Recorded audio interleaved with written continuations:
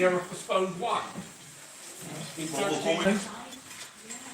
Yes, good evening. The famous LSB Film Productions. Yeah. The actual meeting. Hopefully we can make it more interesting than what it is at the minute and get you some viewers. Hopefully. So yeah, this is the Bell Hotel. Sorry? I want the water and ice because I've got a talking pot. Have you? That's cool. Right, so here's the room that everyone's in. Hello, one viewer. How are you? Whoever that is. Nice to see you. Who's the viewer going to shout? I don't know, but who's watching? I'll do a shout out. We have one. Oh, hang on, I'll just flip the camera. There you go. There's Bob Says. There is the marvellous Jeff Mealing. The gorgeous Barbara. The magnificent Mark. Bigger phone there. The wonderful Dennis. Yeah, hi.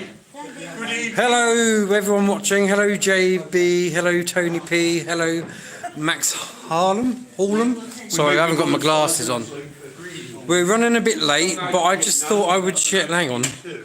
Sorry, that was a bit of a shit view for you lot to watch.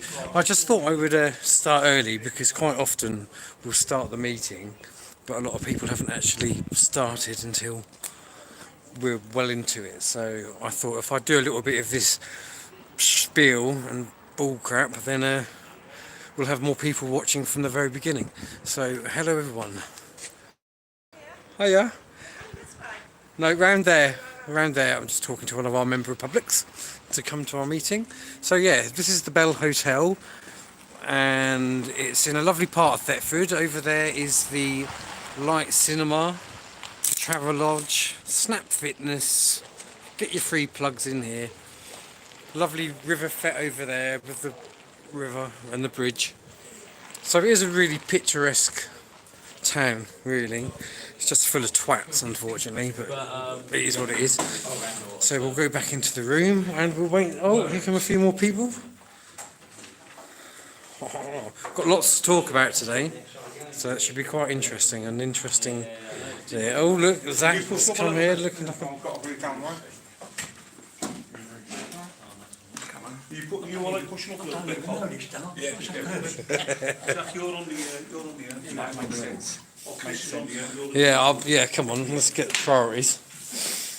Right, I shall come here. I can literally be on the end, like there.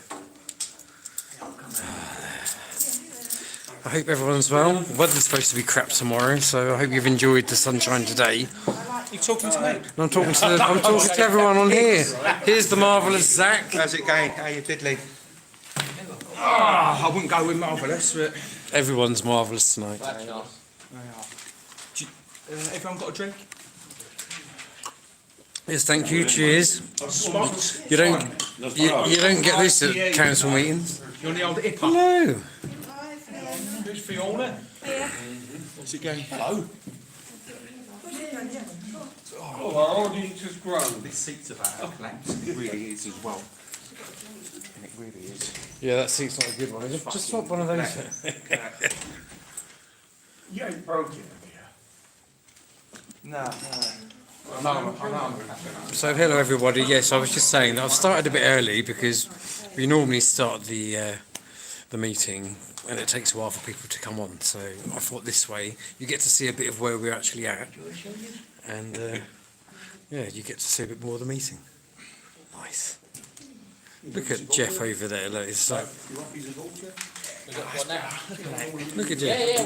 Whatever you want. Are you waiting for your bacon sandwich? No, that rubbish. Right. Yeah. Just give it one more minute. How many? Yeah, I'm good. At the moment, we've got a staggering 12. Oh, blimey. Hell's bloody bells. Who's going to be the satanic 13? Yeah, whoever's 13 wins a prize. The Bailey's vehicle on the next one. A night in Zach's caravan. Oh yeah, it's got enough space up the other end. No. That's doing quite well, actually. Oh, we've just jumped to 15. Lovely. Sod 13. Yeah, that's, I like 14. that, I like that. Did you want to mention about? Yeah, there's a double effort, right? We can't be Yeah, at the same time. That's it. I wish them happy life and happiness, so I'll just go with that. I don't think I should mention it really. Is anybody know where Martin is? No? Martin and Joe? No, Your wife is in I haven't signed more, Joe. I thought you meant the old Martin. No, I don't. It's just Do interesting. they know about the date? No? Sorry, it's not very exciting at the moment, but things will kick off Yeah. shortly. There's going to be punch-ups, Get raided. glasses Teeth thrown. bursting. So that sergeant coming We're with. a very He's the big non-violent monuments. organisation. Tell people we're going to have punch-ups, not just ourselves. Be special brew sailings. It's called creative license Oh, I see. Yes. and talking shit. Right, when you put your professional head on, Chris, give us the thumbs. Well, I'm ready when you are. I was waiting for you to say. Professional head though, I don't know. Okay, good evening, ladies and gentlemen. Welcome to the Bell Hotel and the May to June meeting of the Thetford Council Watch. Just like to say thanks again to all the volunteers around the table here for putting themselves forward. You've all had a quick look at the agenda, make sure there's no declarations of any disposable pecuniary interests, i.e. nobody can accuse us of any skullduggery if we've got too much interest on anything on the list there. Apologies for absence from Carl. He can't make it, Alan can't make it tonight. Sean Stavens. So, yeah, they can't make Well, it. technically, Sean would have been if it was council. Right. And it's not a comedy show. No, okay. Yeah. No, apologies for absence then from them too, and we've also got apologies from absence from Mike Westman, yeah. from Mike Westman, he's the district councillor for the Priory Ward.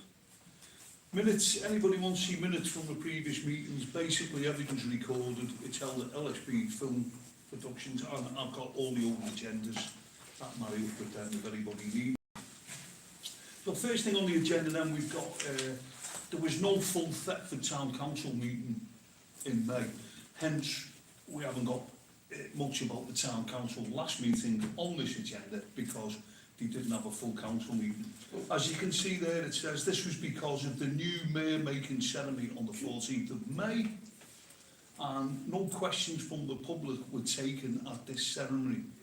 Now, I personally didn't realise, I was too busy, that the mayor making was on. That's when, for those who don't know, they changed the old mayor to the new mayor and elect people onto all the different committees. Can I make a comment on that? Yes. Right, I went to the mayor making, I was invited to go, so I thought I would go along and see what's going on.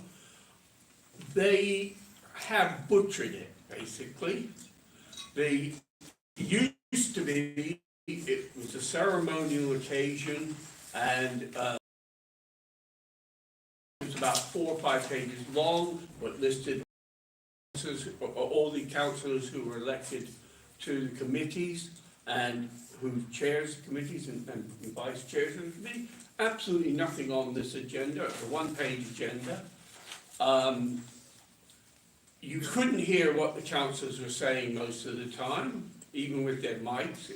You know, it was very difficult. They put up a screen at the back of the room, in the far corner, with all the information about who was on committees and everything, but nobody could see it. I mean, I've got a new pair of glasses. I could not see what was going on. So I was going to go to the council meeting to ask them why they have butchered it. Why have they changed all the agendas and everything and made it so there is no information for the public at the meeting? So at the next council meeting, that will be my question for them. Just for the public who are listening and for yourselves, it's quite a grand occasion what the mayor making, and everybody puts, because we're one of the oldest councils in the country, everybody puts the finery on. Everybody puts the finery on, hats, and you know, and it's quite an occasion, which sounds like that's slightly gone out the window, which will be expected from the Labour Council, because they tend not to like anything traditional. I think there's a lot of tradition in that, which they probably got rid of. So, as I said, there was no questions at that ceremony. Now, so I've got down next, did the council believe that there is no need for a further meeting? because we didn't then have a full council meeting, and the reason for that was that they thought that the mayor making would suffice. However, there was no questions from the public in the mayor making. Yeah. Well, it's a little bit presumptive, isn't it? Very It's a little bit presumptive to say to the public you can't come and have your say. So, Well, before I get you in there, sir, I've just got to hear my last point there. I think that the estimate just how many of the public now want with what's been going on over the last few years compared to when we were on the council years ago and we hardly got any questions. So I think if they'd have looked at, we won't have questions at the mayor making ceremony, but we will have another full council so the public can get in. Consequently, you didn't. You were going to say something, Yeah, sir? but at the last actual council meeting, it wasn't mentioned that it wasn't going to be a council meeting. So people turn up and, oh, it's not there. Well, you could say, and I know we're all busy, so how good was the advertising? Some people, Dennis would get an invite because he's an ex-mayor, or I'd like to see some of the ex-councillors getting an invite. Yeah, but I'm not worried about that. I'm more to the point that we wasn't informed that there wasn't going to be a meeting. Yeah. What they've done is they've put everything online, expecting us to Look. I don't do that. Yeah, No, a lot of us yeah, don't do well, it's a it. little bit of plausible deniability, isn't it? you know. We did tell you. Yeah. Where have we But seen they, that before? I mean, they would have known at the last meeting anyway, so it wouldn't have hurt to convey it, even if we couldn't understand what they said. Exactly. Yeah, so. Yeah, it would have been nice to have seen it announced at the last meeting, I take it, Well, that's common courtesy, which ain't Yeah. for those that are, but you probably find those that turn up for the last meeting were not wanted. Yeah. Which There is why is that. I get a lot of that. The attendance at the mayor making ceremony was down a lot. The members of the public were sparse compared to what they Yeah, used to be. usually the Guildhall is. Yeah, we used to fill up the hall and then people were up in the balcony doing it. Now, I should think they're probably a third of what they normally used to be there. But So, people respected you, Dennis, that's why they turn up. thank you, very kind. Well, people are getting disillusioned, aren't they, with the whole setup of government right down to council level. So, yeah, it's to be expected, isn't it? Yeah, I'll just say, it seems a shame that there wasn't more of a spectacle made of it, and a further council meeting held as usual for public questions. So that's why we haven't got anything tonight from the council. We're interested to see if any of the new councillors were invited. You see, you're not part of the club yet. We used to invite other mayors from around the area and everything, but they don't seem to want to communicate with anybody else, other than their own self. Yeah. Which is incredibly unprofessional, says him. And do you know what I mean? Just because they're of a party that you don't like, it doesn't mean you're discourteous. It doesn't mean you can't talk to somebody with respect. Yeah. Well, the whole thing about the mayor making, what used to happen, and even I used to play along with it, it was not confrontational, and we all had to be nice to each other because it was more of a civic thing. Civic, yeah. And because it was a civic thing, we all behaved with each other instead of having a party crack at each other. So it was in effect inclusive effective, which is why I'm quite surprised that the new district and Norfolk County Councillor didn't get an invite as you represent Thetford. So We've had zero communication from the town council in any shape or form. well, Thank you. is there any more questions on the Norfolk Thetford Town Council meeting? You want to say anything? Well, that's going to take us on to the next agenda item, district and county councillor presentations. As I said, Jane James has sent an apology. She's gone down with illness, so she can't make it the county councillor. So we've got our other county councillor here from the Reform Party, Dave. I don't know if you want to say anything. Sure. You happy if I sit down? Yeah. Yeah. Since your last meeting here, I've said in my first full county council meeting, and I managed to stay awake through the whole thing. It was mayor making as well, so a lot of it was taken up with that civic procedure. But I did find it a bit disappointing because in a meeting that took 4 hours, really only one subject of any substance that was discussed about waste disposal. So I found that a bit disappointing. But having said that, I've been asking a lot of questions of various of the officers and beginning to get answers. The thing you learn fairly quickly is you've got, for most questions, you've got to ask them 3 or 4 times in different ways before you get the answer. But they are coming up with answers. It's probably too early to predict this with any accuracy, but you will get local government reorganisation in due course, and your council tax almost certainly will go up by much higher amounts than they have done more recently. But I mean, that's a subject we can return to when we know more. Just locally, Mike and I have been very busy with the Abbey Action Group in trying to help them prevent that redevelopment from Flagship that's been going on now for 6 years, and it still appears to be nowhere near resolution. We've had a certain amount of correspondence with Flagship. Same story again, they don't answer the questions, so we've had to steam back to them again. We'll get answers as we go through. I've also got a meeting, I've managed to get a highways engineer to come down and look at some of the pavements on that estate which are in a dangerous condition, certainly as far as old people are concerned, mothers with prams and things of that type. I've also got an update from Mike, who put some questions into the Finance Department at Bretland about debt collection, but if you like, Chairman, we can address that when we get to that item Yeah, of the agenda. that makes sense. So when you're talking about the developments on the Abbey, where do you think it is then?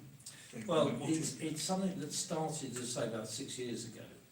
And in essence, what they want to do, there's something like 1,100 dwellings on the Abbey estate. They want to compress another 500 on there by knocking down houses and garages, putting up new, an element of multi-occupational, but effectively it's putting a concertina of housing in to where there's already 1,100 to make it 1,600. It's widely opposed on the estate, as you can understand.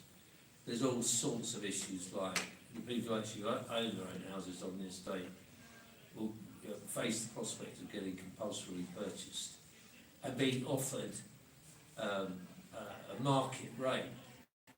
A market rate on the Abbey estate means that if they have to go somewhere else, it's never going to be anywhere near enough to buy exactly the same sort of house. And everything they've done to it. The communication from Flagship has been absolutely appalling. In terms of what companies are supposed to do by way of public consultation, I don't think I ever seen it done worse. And there's supposed to be a housing association, this Flagship Group. So we're well tucked into that.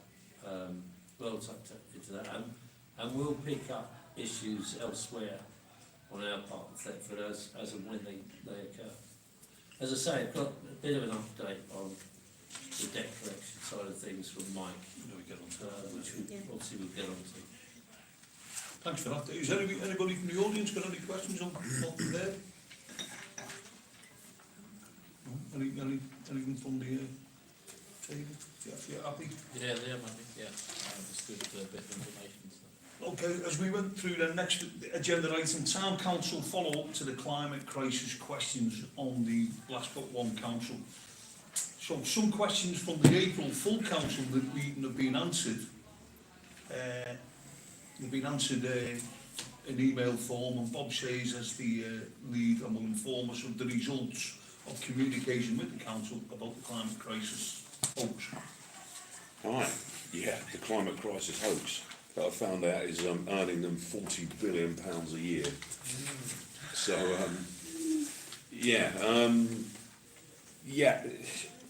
after there was sort of a comeback, just for the people that are watching, I resorted to passing across information that a child could understand, and laid out the 10-yearly cycle of fear-mongering that resulted in higher taxes, and the fear never came to fruition. It was like, we're going to run out of oil, acid rain, ozone layer. You know, I ran through lots and lots of examples that never came to fruition, but it cost the taxpayer more money, and it was met with you've never given us any peer-reviewed studies to back your claim that there isn't a climate crisis.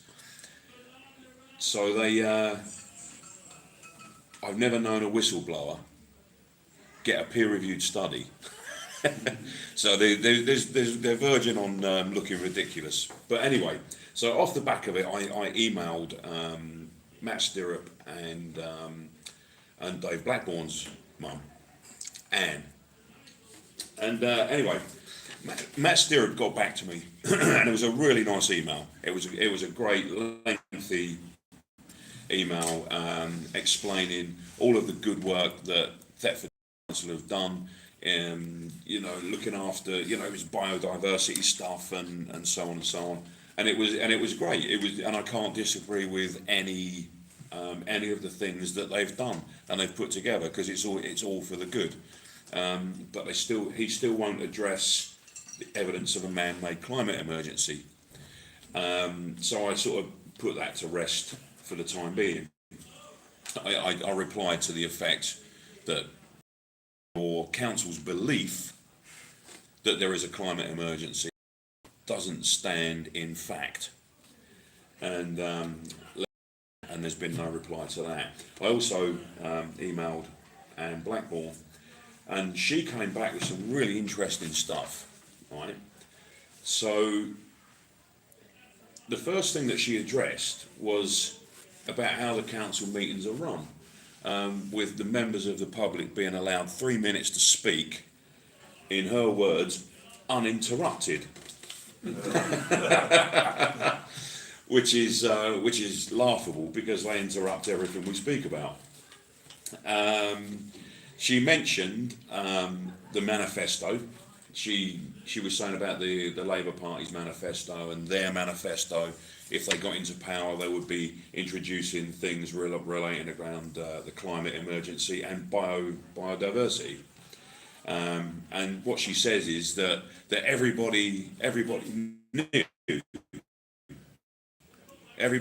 that was what was going to happen, and nobody rebutted it. They had the opportunity, but they never did.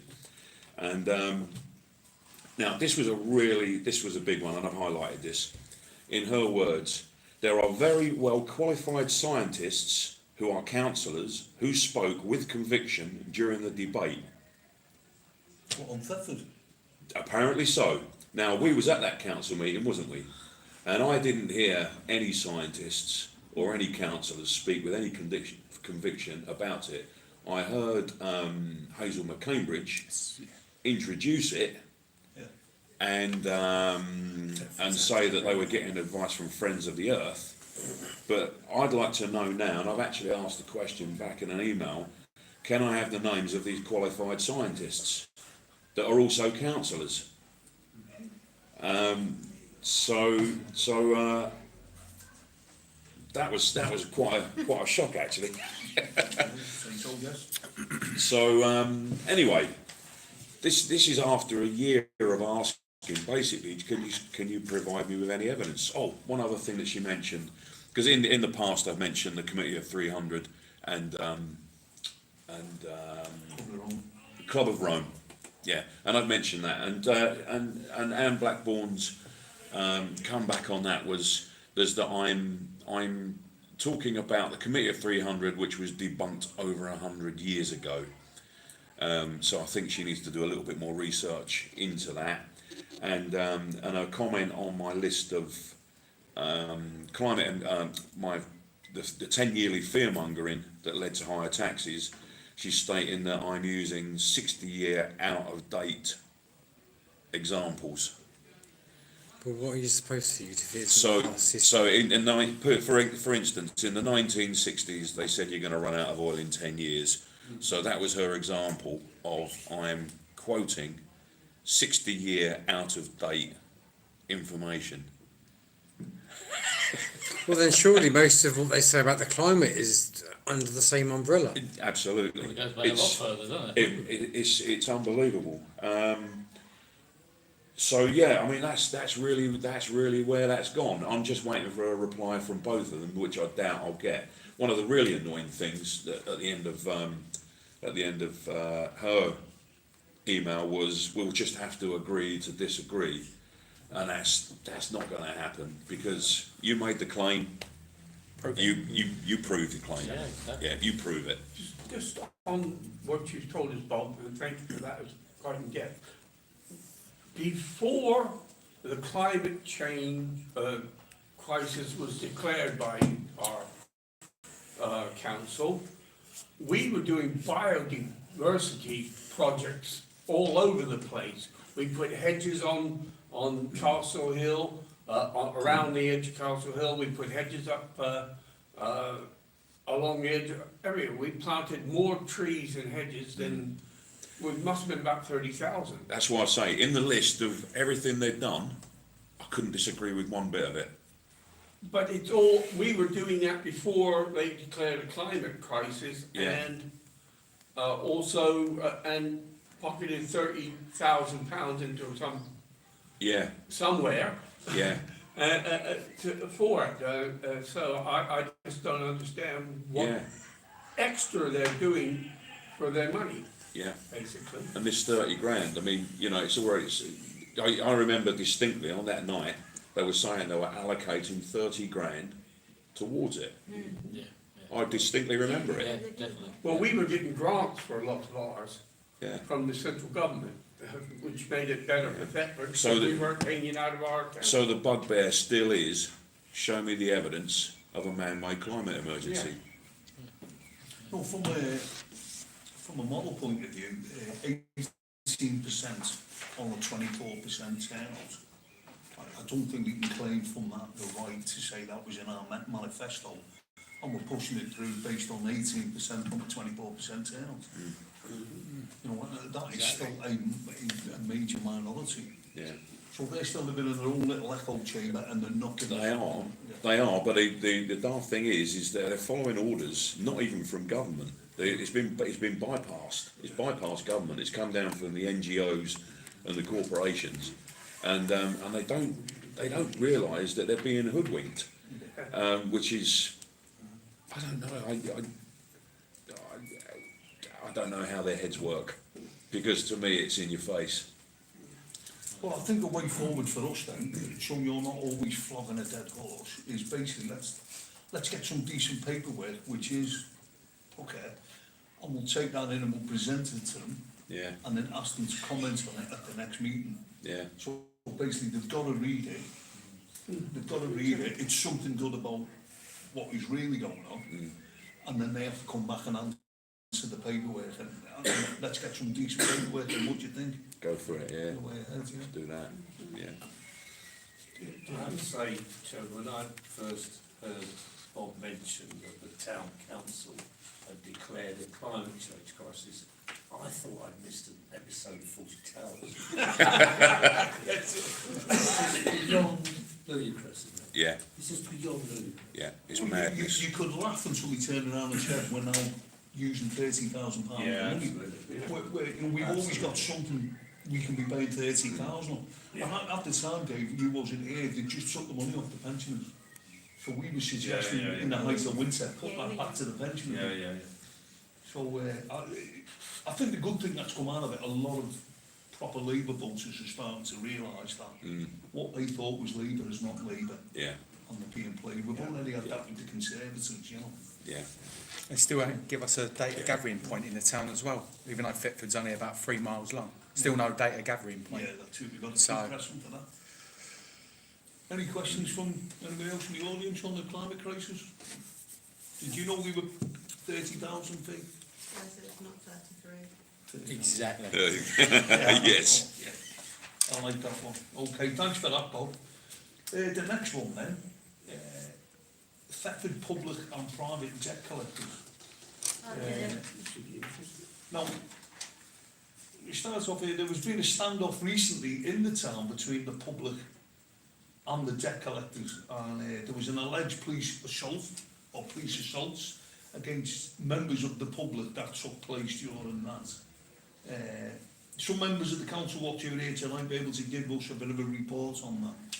Yeah, well, I didn't turn up first this time to block him in, but the bailiff's turned up for a couple of £1,000 or whatever it was. I don't know whether anyone's seen the video, but he's seen the notice on the side on the camera. He's backtracked, done one to his van, and a couple of the lads have blocked him in, sort of thing.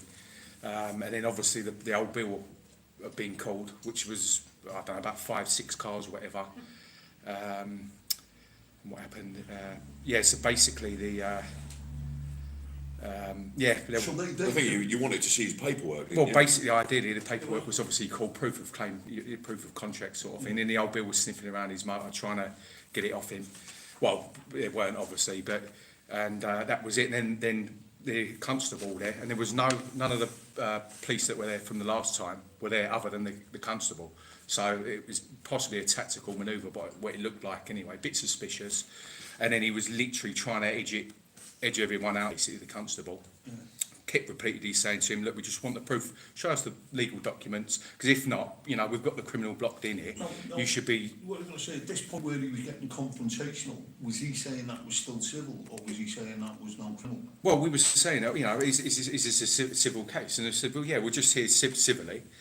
But basically, it's going to turn criminal if you guys don't move your vehicles. We said, that's absolutely not a problem. So we're happy to move on, but we've got a criminal here now, which we're saying to you, he has not got no proof of his claim to be it. So and there's no contract with... Would you say that the police, as usual, didn't really comprehend what you were talking about? Well, you could say that if you was going on the guys that turned up, but the constable should know from the first time, because he was at the first one. So there was no get out on his behalf, if you like. And then it just kept going on and on and on. And then literally, obviously, as you see, Barry's jumped in front of the car, as the criminal, should I say. And the sergeant's been dragging him across the floor, which the day before in law now is the old bill can't assist bailiffs, which we would say to him, oh, right, cool. So yeah, that's the stage we was at. So everything we were saying to him, that we're happy to do this, blah, blah, blah, whatever, just show us the legal documents, because if not, we're obviously in the wrong and we need arresting then, don't we? Wasting police's time and blah, blah, blah. Well, the thing is, if he's claiming that he's got the documents, and they're original good documents, why won't they show you? Exactly. They won't. Because if they won't show you, there's a reason for it. And then if they do show you and they're shown to be fraudulent, then the debt collector needs arresting. Because he's passing across. I don't know if the audience know, when they turn up with documentation to your house, they've got to have a wet signature with a name on it of a judge, a magistrate, a justice of the peace magistrate. And I did see one recently where they did turn up with a wet signature, but it was just a signature and no name. No name. And when they tried, when the householders tried to follow up and get the name and said to the police, can we get onto the court and find out what this signature's, because we can't read it, that then was obstructed, you know, which is quite funny. You were going to say something? It wasn't the same name would come back either. But unfortunately, Speak up so they can't hear. the police officer didn't quite understand what the warrant or what the warrant should be. Because she said, well, he has showed me the warrant, it's on his phone, it's in a PDF file. Well, that's all wrong. Yeah. It's got to be a hard copy. Trying to explain that to her, but, well, it's like talking to that wall sometimes, unfortunately. Well, I'd just like to... because they've got a uniform on, that they've got the right of way. Well, we said about it, a toddler could have scribbled that. And we made it quite clear, in the King's Bench 2022, it has to be the wet-inch judge signature with the correct name, as you said, Mark. So this was mentioned. I've got it up here. Justice Manning, King's Bench, London. Unsigned warrants are illegal, and it's reference number KB 2022 004907. Send that through to me, folks. You can send him this way. Yeah. Yeah, and you. Send it round. Just so some people are up to date, there's been two things happened within our time period now in May. I take it one of them is to do with, well, basically, they've had debt collectors turn up at the house. In the first one, which I'm going to read about, which is called the Wayne Child Leighton case. It was in relation to the debt collector's confiscated his car, and he went to court. The lad went to court with his Mackenzie friend. For those of you who don't know what a Mackenzie friend is, it's a legal layman who's in there to represent you, which you're allowed to talk to. The judge or the magistrate doesn't have to; they don't elect. But the Mackenzie friend can advise you. So we've got a text here from the 22nd of May on what just happened with a case against Marston's collectors. And this is the Mackenzie friend that's put it out. I'm just going to read it. Well, that was an intense fight between me and Marston's barrister. The barrister's first move was to remove me as the representative, claiming that I was committing a criminal offence by trying to litigate without the necessary qualifications. So this is the Mackenzie friend. The judge heard arguments and dismissed the barrister's argument and said that I should be allowed to represent the claimant. So what's happened there is the judge has said you can't have a Mackenzie friend. The barrister then tried to go for an adjournment on the basis that they did not have sufficient notice given that we were coming in. I managed to counter that, and the application to adjourn again was refused by the judge. Then into the merits of the application itself, after several back and forth arguments in which I could see the judge changing his position on the matter several times, and an injunction order was granted against those road bailiffs. So basically the judge has said there's going to be another 21 days and they cannot cross the car. And it looks like, from what I'm reading, that the Marstons are going to back down. So that is the case there on the 22nd of May. We've got the next case, which is to do with debt collectors Marston's. Breaking news at the end of May, and this is called the Rob Lock case. It was dismissed by a judge at the Crown Court earlier today. This again is the 23rd of May. This sets a precedent against the police aiding and abetting enforcement agents called upon to attend the premises in relation to fines by debt collectors. Rob was also awarded his costs by the judge. And put down here, going forward, Rob's complaint to the IOPC was placed on hold pending the conclusion of this criminal proceedings. Now that it has been concluded, Crown Court with the recent order, we shall proceed to reopen the IOPC complaint against the 9 police officers, including 2 sergeants implicated in the case. Upon conclusion of the complaint to the independent, this is the Independent Police Authority, we shall then proceed to bring a civil claim against all 9 police officers. Make no mistake, this is a huge victory for us all. All 9 police officers will face the full weight of the law and are facing misconduct charges in public office amid others.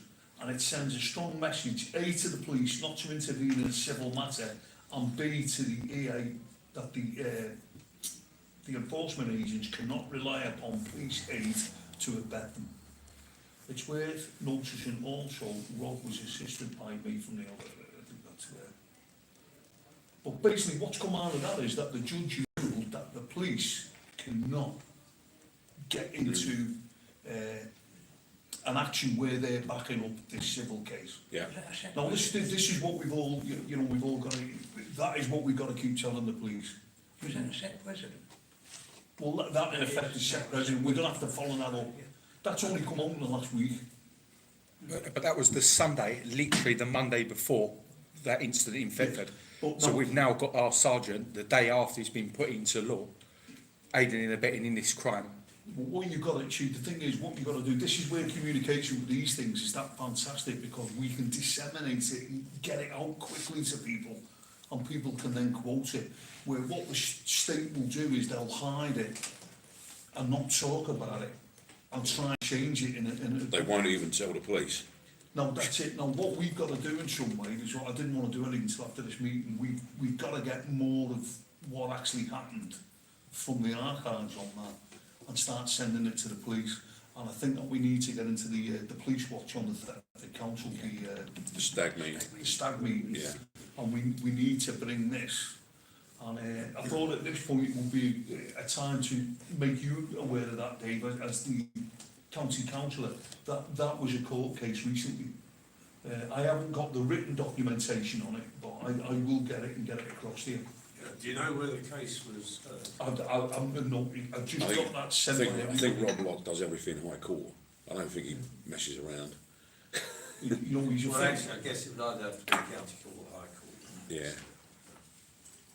But once we get that information on that, we can disseminate it out and find out what the local bodies Well, are I thinking don't about. know whether it was Preston, because he does sound like Preston, has been said. The High Court judges rule on it. It's, Yeah, unless it gets challenged on. and what I've got then is the rapid response lads that turned up last time. We've already turned up on a few rapid responses. There is a need for it. We need to keep expanding it, but what we need to do is we need to keep educating ourselves Yeah, that's right. on, you know, what we can do and what the police should be doing, and make sure that we don't get ourselves into trouble ourselves, and stand in our sovereignty and educate the police to stop the bullying by these private debt collectors. Well, we done a little follow-up after the incident at Amy's a couple of Mondays ago, and we actually said to the police, you're going under a verbal notice now for this misconduct of public office, because I said to the sergeant, you was there twice now.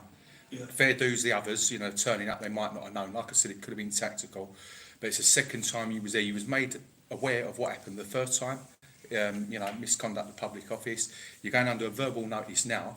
So if this was to happen with the debt collectors turning up, we've got it on video that he's been made aware twice now.